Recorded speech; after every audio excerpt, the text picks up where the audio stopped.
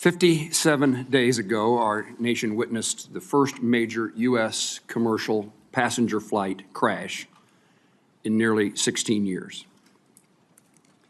Families had their loved ones taken from them in an instant. Children lost their parents, husbands lost their wives, a Kansas couple lost their daughter, and a rural community in our state called Kiowa lost a husband and a wife, a pillar of the community, who were traveling to visit their daughter in college. I've taken that American flight before. There were many Kansans on that flight, and several of the members of this committee lost constituents on the American Airlines Flight 5342 and the Army's Blackhawk helicopter.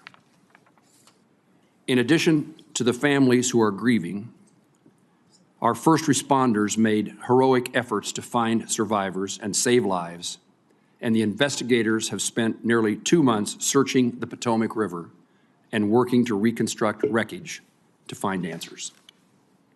It has been a difficult 57 days. 67 lives that were lost on January 29th were taken prematurely in an accident that, by all indications, should have been avoided.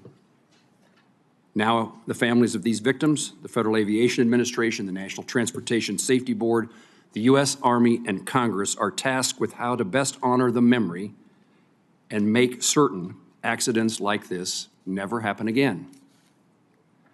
I want to highlight NTSB Chair Jennifer Hamady and NTSB Board for their diligence and transparency throughout the investigations.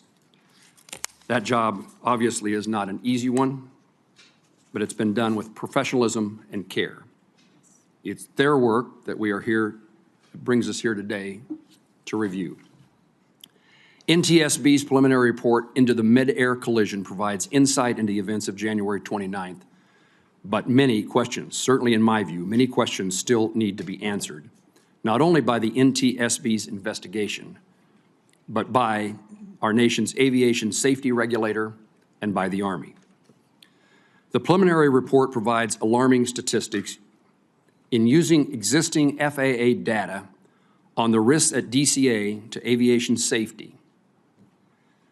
That data includes, and NTSB provides these numbers. In a 13-year period, not a single month went by without at least one, quote, close call between a helicopter and a commercial jet operating at DCA.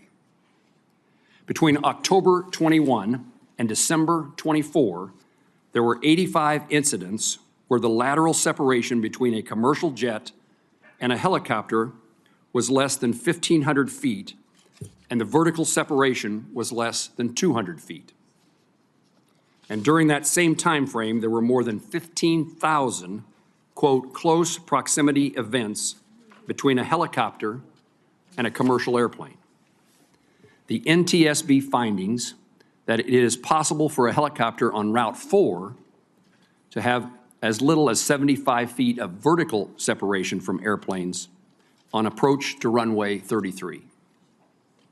I commend the NTSB for issuing urgent safety recommendations, and I commend the FAA in acting to implement them, particularly the permanent restriction of non-essential helicopter operations at DCA. However, I want to know how, with these statistics in the FAA files, why prior to January 29th, the agency failed to improve safety protocols at Reagan National Airport. This committee worked tirelessly to pass an FAA reauthorization bill last Congress that prioritized safety, enabling our industry to continue innovating and equipping the FAA with the resources necessary to keep our skies safe. We need a permanent confirmed FAA administrator to implement this important framework for the future of the industry. President Trump recently nominated Brian Bedford to lead the FAA, and I look forward to his testimony before this committee in the near future. I commend Secretary Duffy for his push to modernize airspace, and I look forward to this subcommittee working together to keep America's traveling public safe and improve public trust in our air travel system. Demand for commercial aviation is expected to grow 4% each year over the next 2 decades, and along with new technology and commercial spacecraft entering our airspace. This will further place demands upon our airspace and require the tools and guidelines to ensure a safe airspace.